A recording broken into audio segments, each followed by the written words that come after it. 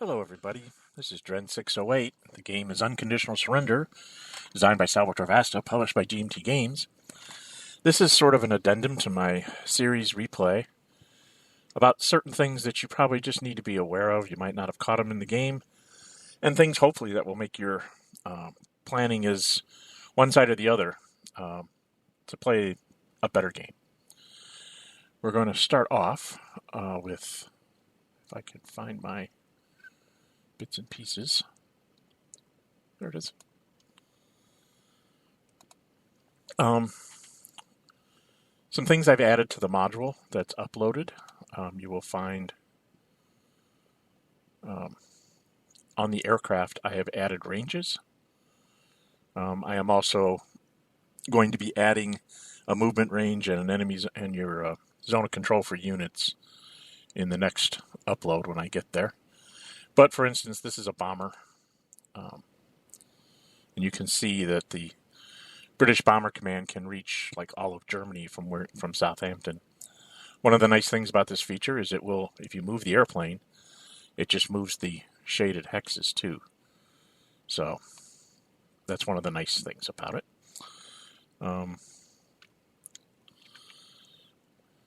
For regular aircraft, you have the range for 5 hex range.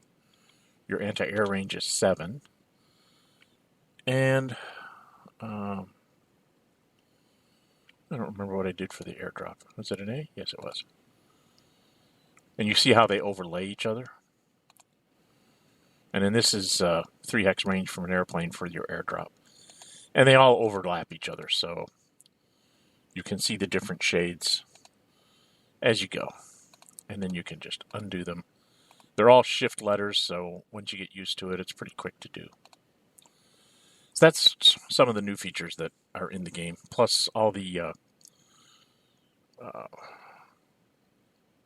everything's not where I expect it to be. The weather track has we've added the counter. Where is it? It's a marker. Generic. We've added this into the module so that now when you get that fair weather in June with the new weather rules, you'll be able to place this right there.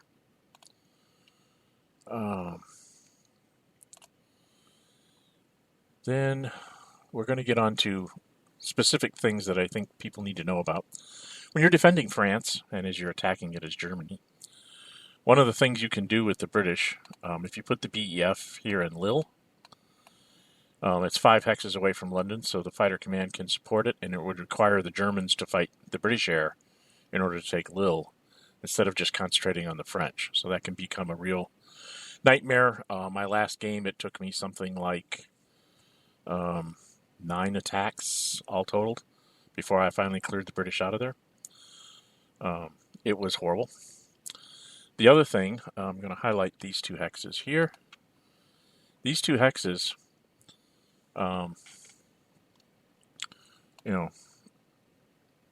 assuming the Germans can get Lille, those 2 hexes I highlighted are the rail lines back into Germany. They're the junctions.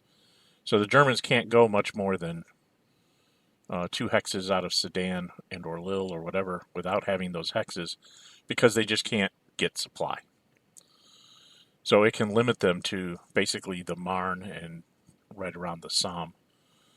To push forward, they would go into low supply, which usually is not a good thing for Germans, because even the French can kill low supply Germans. So that's something to keep track of. The other thing I wanted to do here, so now I'm going to get into some tactics. This is a way for the Germans to guarantee taking Oslo, taking out Norway. If you have fair weather and have conquered Denmark, and you can get your airplane up here into Aalborg, then you can do things, in doing them in the right sequence. You would do a special marker, put the surprise attack marker. You're supposed to put it in a hex and say it's in the C zone. We put it in the C zone, and that way we know it's in the C zone. Your second special marker action is to drop the airdrop marker on him. And then you activate an infantry unit. Here I have the 1st Infantry here. With this convoy, call for an amphibious invasion. You're going to invade Oslo, and you take the surface action along with it as the escort. So you would end up, I'm going to put the units up here so that you can, then I can zoom in a little bit.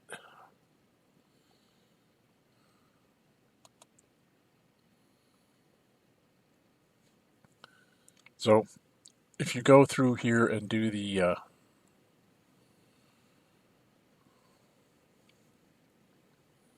I gotta change something here real quick.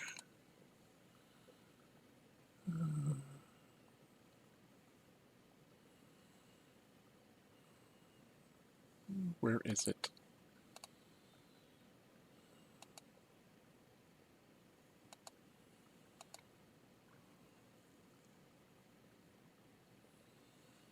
I've got something turned on that I shouldn't have turned on. Anyway, the attack goes something like this. The Germans are +2. We're there. I have got to turn this off or I'm not going to there.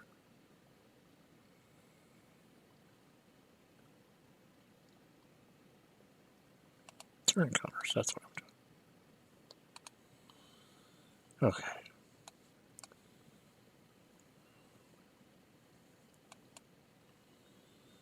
Anyway, you get +2 for the German. You get +2 for the surface action. And then you get +2 for the airplane. So you're at +6, and then it's -1 for the city, and -1 because you're attacking a unit when you're invading. The Norwegians start off at -2 because they're a garrison, and then they're another -2 because of the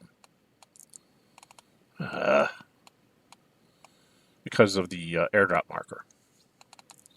So they're at -4. If you look at the combat results table,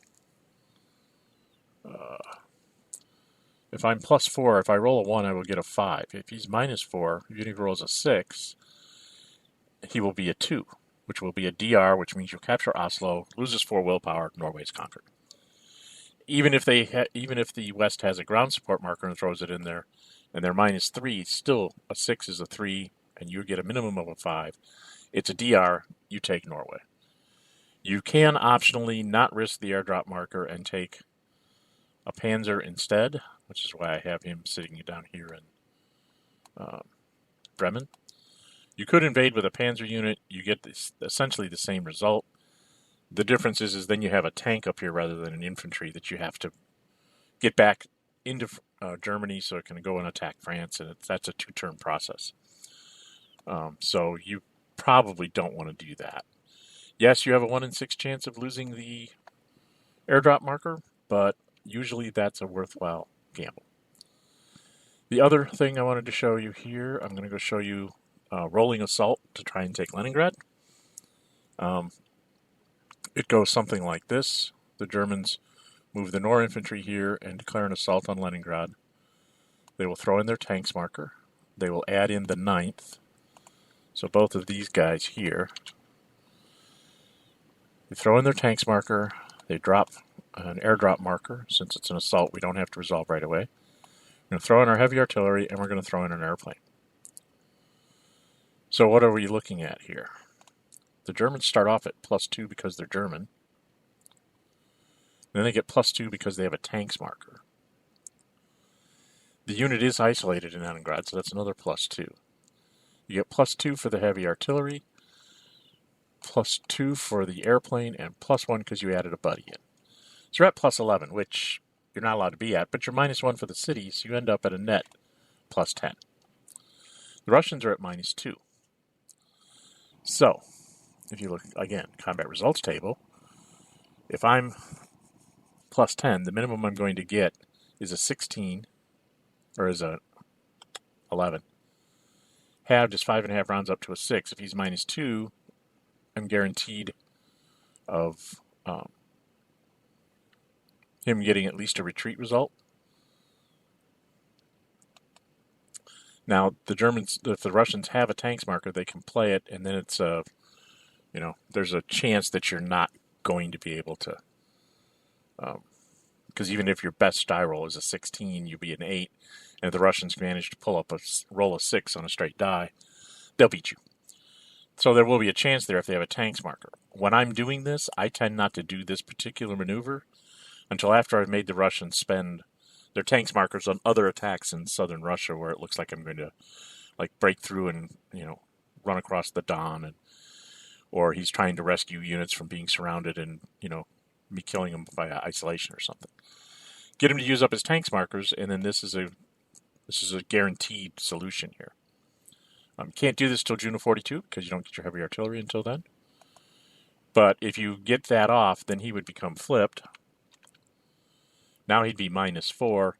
So what you do is you attack with the 2nd Panzer for starting off at +4. The Finn goes in with a ground support, so that's another +2. You get +2 for isolation, and you throw in the airplane for +2. And then you're -1 for the river and -1 for the city. So then you're +8, which the minimum would be a 9 half to 4.5 rounds up to a 5, and he's at -4, so you would take Leningrad. And that's an example of a rolling assault, how that works. Now, if you're the Russians and you're like, how the heck do I stop this? One of the best things to try and do with the Russians is, if you can do it, a lot of times when you have somebody in Vyborg, he gets retreated, and if you're lucky, they can't do anything about it. And then if you get a chance, you move this infantry to here. If you can get an infantry unit into that hex, west of Leningrad, they can't isolate out Leningrad, so you'll have a much better chance of holding out at Leningrad. They have to take the time to kill this infantry unit, which is a very hard proposition because he's in a forest behind a river, so you're -2 on the attacks. And unless they're going to ship an armored unit over here or use their tanks markers, you have a fair chance of hanging on here for a while. And you can possibly delay the fall of Leningrad for maybe the entire war. Depends on how the rest of the front is going. So that's sort of the Russian defense for that. Again, another one of those key hexes. 1445. If you can get an infantry unit in there, you can hold Leningrad a little bit easier. Last little bit thing I'm going to do here. This is sort of a tricksy thing. A lot of times you'll end up seeing the Italians, if they play the Italians poorly, they'll give you this. Note that I do have a convoy here in Malta to make sure my airplane's in supply. We're going to assume that the Italian fleet is not really worth anything. If it is, you can have the RAF run their fleet up. As long as he has one sortie left, then this one could fly away like to here, and then this one could fly to there. Okay.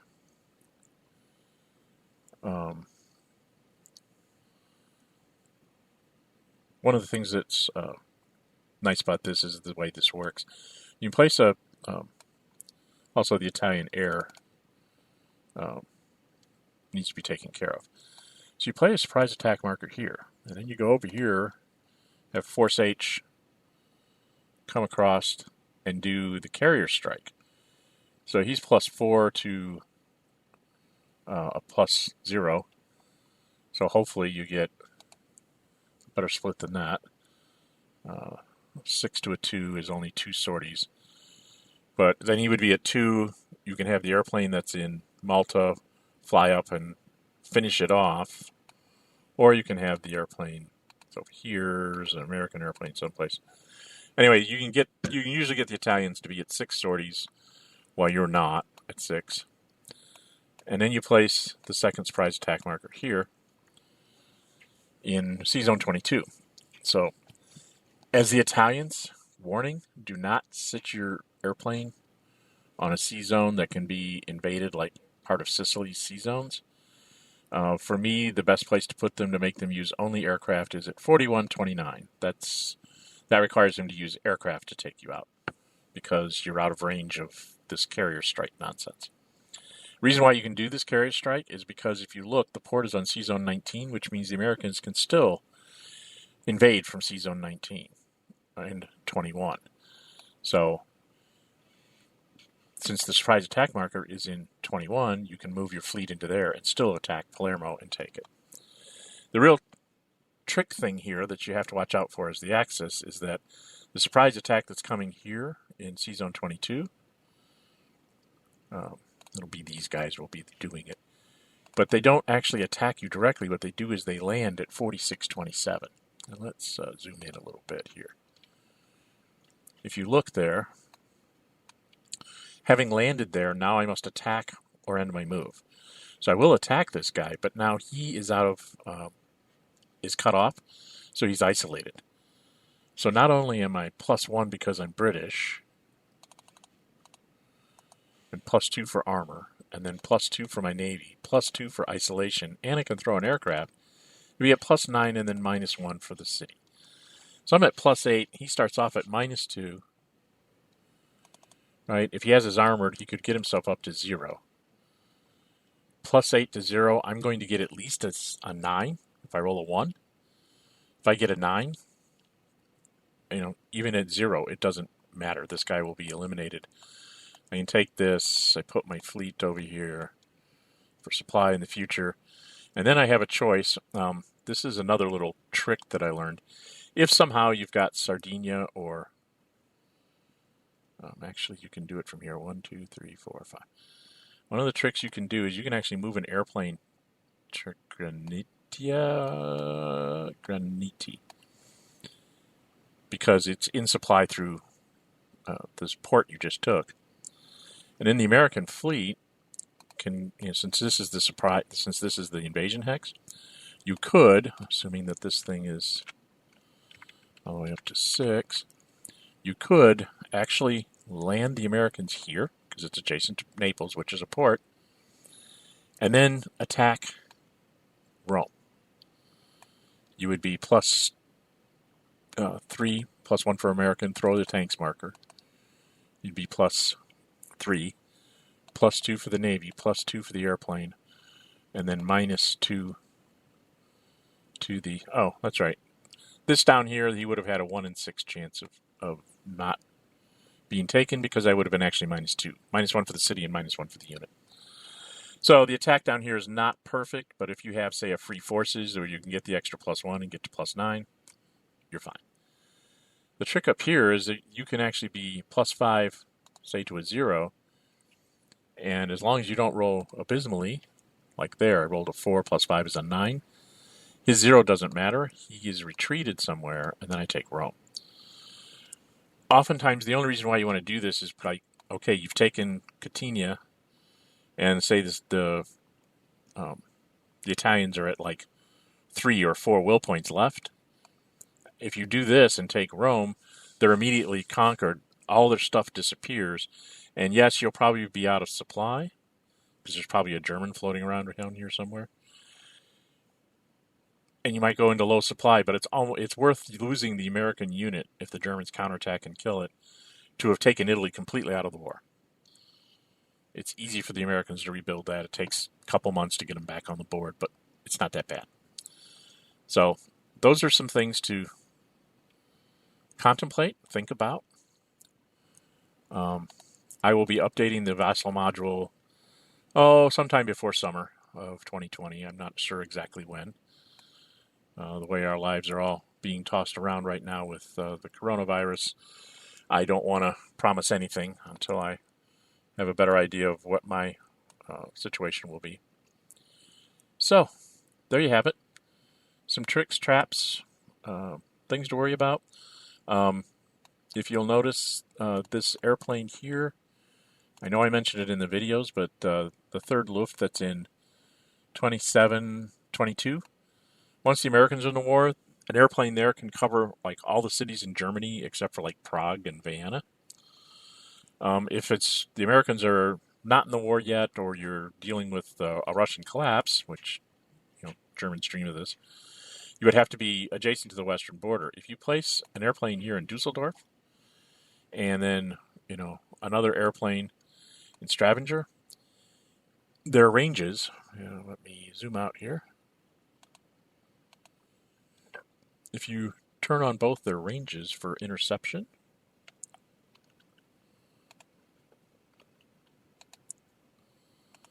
it does not want to do that. There we go. There. And there. Oops, wrong one. There. Let me get this to scroll up so I can see both. You'll see that their coverage overlaps, and it goes all the way down to the Swiss border, so you can't cross the Swiss border with the bombers. So anytime a bomber comes into these zones, they're going to get intercepted. One other thing to remember, as the Germans, British bombers come in here, say you intercept them in the hex where Antwerp is at, and you fail to stop him, and he moves another hex towards whatever factory he's bombing, you're going to intercept him again. Each individual hex, as he moves, is an interception point. So, and even with the same aircraft. So you can intercept him 2, maybe even 3 times if all you're facing is bomber command. Sometimes it's worth it to try and make sure it's stopped, just so you don't have to, inflict like 2 or 3 sorties on it, and then it can't do as much. But that's just something to be aware of, that you can actually intercept more than once. You don't have to wait till he's at his destination like some other games, where it's an all or nothing interception. Here, it's as you're going. So, and that, I believe, folks, is the end of that. That's my little tricks and traps. Like I said, I will be publishing the new upgraded thing. I don't think I have the zones of control on here yet, do I? Maybe if I have them in the counters. Let me just grab a counter here and see. Give me... No, I want units. There, a Russian unit. Yes. It will be Shift Z for zones of control. And then you'll have just sort of this sort of orangish, reddish, I don't know what color to call it. But that'll be for every unit. I originally thought about trying to go through and making it, color-coded to the individual units. That's going to take me a lot longer because I literally have to go and update it on each unit, or I have to make basic templates for each faction. And when it comes to the miners, I can't do that. I have to do every miner counter. So I probably will do that at some point, but the next one I publish is just going to have this. And also, I will be putting in a movement range, a Shift M, so you can see how far is 10. You can say, okay, I get to that hex. So you don't have to sit there and count. You can just see where you can reach. Okay, that concludes this. Thank you for watching. If you like my videos, please subscribe. And leave me comments about this video and others. I will be going forward with, there's been several suggestions of games I should do. Again, as soon as things settle down a little bit here, I will probably start up another series. I have a request to do the East versus West, 1946 scenario. I have a suggestion to do an East first scenario. And I have a suggestion to do a couple of other games, like Pendragon and I can't remember what the other one is. And of course, my sons keep bugging me about doing the original XCOM. They want to see a series of that for me playing through it. So, lots of things on the horizon. I just need to get things settled around my house here, in my household, before I get that done. So, like I said, subscribe if you like them. Leave me comments, and we'll see you soon. Have everybody stay safe, stay healthy. Bye-bye.